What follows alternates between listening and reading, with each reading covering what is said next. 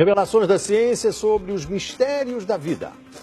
Especialistas de vários países estiveram no Brasil para o lançamento de um grupo dedicado à tese do chamado design inteligente. Esses cientistas acreditam que a perfeição e a complexidade da natureza comprovam a existência de um ser superior. O que há por trás do bater das asas de uma borboleta? Ou das cores vibrantes das penas dos pássaros? O que há em comum entre a concha do mar e a força dos furacões? Que mistérios guardam as nossas células e o DNA, o responsável por tudo o que somos? Os homens reunidos nesta sala são os principais nomes de um ramo da ciência que pretende responder questões como estas. Ao contrário do que a gente apregoou por 150 anos, há evidências de inteligência na vida e no universo. Eles são estudiosos do chamado design inteligente, uma linha de pesquisa que acredita que a complexidade da vida e a perfeição da natureza comprovam a existência de um ser superior.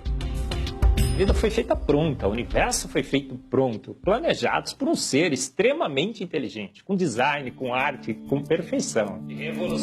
Marcos Eberlin coordena o Núcleo de Pesquisa em Ciência, Fé e Sociedade, recém-inaugurado por uma das maiores universidades de São Paulo, em parceria com instituições americanas.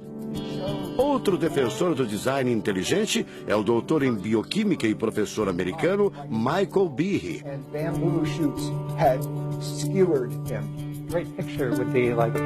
Brian Miller é doutor em física. Ele coordena as pesquisas da Universidade de Duke, nos Estados Unidos. Seria um super engenheiro, um super arquiteto? Você pode dizer isso, responde o físico. Um arquiteto que tinha a vida em mente, um criador que fez a vida deliberadamente. Also, when you look at life itself, não é de hoje que os cientistas procuram pistas deste arquiteto da vida.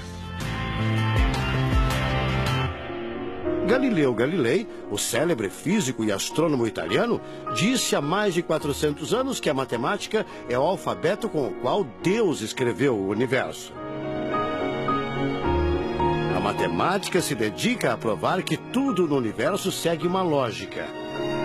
Mas foi ainda antes, na Idade Média, que outro italiano, Leonardo Fibonacci, decifrou parte deste alfabeto. Ele descobriu um padrão numérico que se repete em quase tudo na natureza. Em homenagem a ele, o padrão passou a ser conhecido como sequência de Fibonacci, uma sequência lógica de números que pode ser expressa em formas geométricas. Em cada quadrado, a gente consegue construir arcos, são aquelas linhas tortas, né? A gente consegue ligar um arco com o outro. Quando você liga um arco, um outro arco, um outro arco, um outro arco, um outro arco, e vai seguindo um outro arco, pensando no próximo quadrado, um outro arco. Essa aqui é uma figura que é uma espiral, chamada espiral de Fibonacci. E essa espiral aparece em diversos lugares do nosso cotidiano. Aparece, por exemplo, na nossa orelha. O formato da nossa orelha é exatamente essa espiral. Uma coisa interessante, aparece no nosso rodamuinho do cabelo aqui. É o mesmo formato que aparece aqui. Que é o mesmo formato que aparece naquela concha do mar, tal do Nautilus, né? Que é o mesmo formato que aparece nas estrelas do universo. Que é o mesmo rodamuinho que forma quando tem um furacão. A sequência de Fibonacci foi encontrada também nas ondas do mar, nas pétalas das rosas, na distribuição das sementes do girassol e até nos hexágonos da casca do abacaxi. Mais uma comprovação matemática da existência de uma mente inteligente por trás da criação seria o chamado número de ouro, ou proporção áurea, representada pela letra Φ. O número de ouro, também representado pelos dígitos 1,618, está presente na construção de uma das obras mais importantes da antiguidade, o Parthenon. Foi usado por Leonardo da Vinci na Mona Lisa, o quadro mais famoso do mundo. Essa regra do número áureo, ela vem, né, aparece no Fibonacci e aplica em um monte de situações. E é legal que os gregos percebiam isso, eles associavam isso muito com a ideia de perfeição. Ele está presente nas asas das borboletas e até nas medidas do corpo humano. Se você pegar a sua altura e dividir pela distância do seu umbigo até o chão, vai dar aproximadamente 1,6. Um φ. Vai dar 1 φ também. Se a gente abre os braços, né, calcula a distância da ponta de um dedo até a ponta do outro dedo. Então vai ser desse dedo maior aqui, no dedo médio, até chegar ao dedo médio. Se eu pegar essa distância e dividir pela distância desse dedo até esse ombro aqui, vai dar 1,6 de novo. De tudo na natureza, o que mais impressiona os cientistas são as células, a chamada unidade básica da vida. São as menores partes que compõem os seres vivos, vegetais ou animais. O corpo humano é formado por cerca de 100 trilhões de células que dão origem a tecidos e órgãos. We cannot be accidentally caused. Life is not an accident. O americano Douglas Axie estuda biologia molecular há mais de 25 anos. Ele garante: não existe a mínima possibilidade de a vida ser um acidente, um acaso da evolução do planeta. Para ele, as células são complexas demais e só podem ter sido criadas, de propósito, por um ser inteligente.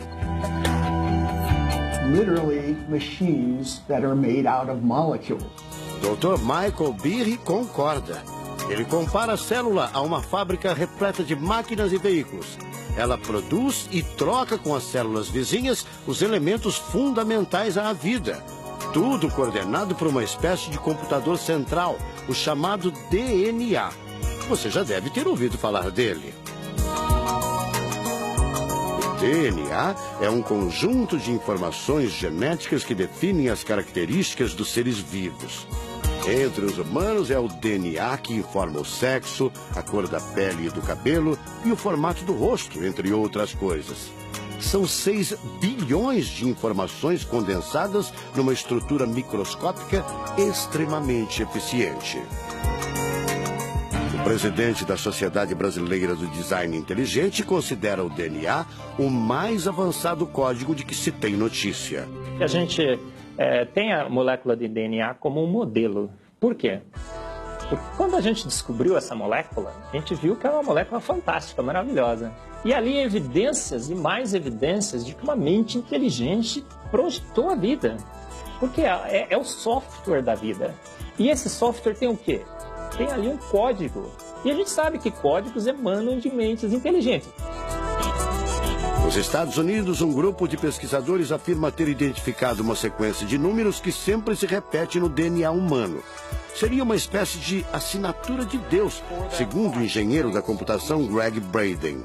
So now we have a definition.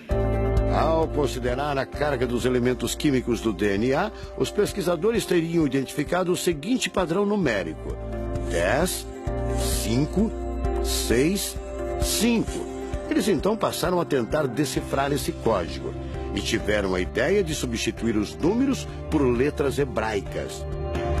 Em hebraico, a língua oficial de Israel e que aparece na Bíblia, os números são representados por letras, como explica essa professora israelense. A escrita hebraica é muito antiga. Já tem textos escritos 1000 anos antes da Era Comum.